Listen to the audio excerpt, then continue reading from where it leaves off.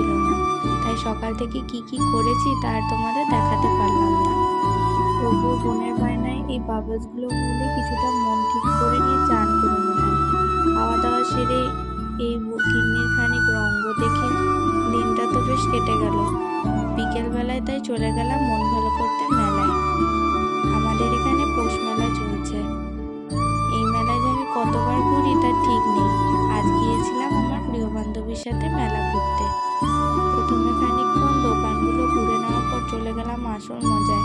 নাগরদোলায় না চাপলে কি আর হয়?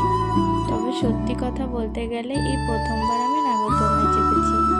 তারপর চলে গেলাম খাওয়া দাওয়ার পর্বে। ফুচকার মোমো সাটিয়ে এই মাথা ঝুলকানোর জিনিসটা কিনে নিলাম। বাড়ি এসে এই দিয়েছে কতক্ষণ ধরে নিজের মাথায় আরাম দিয়েছি তার ঠিক নেই। ছাদে খানিকক্ষণ প্রভুর সাথে ঘোরাফেরা করে নিচে এসে দেখলাম মা আর বাবা সিরিয়াল দেখছে। ওদের সাথে বসে পড়লাম। ব্যাস।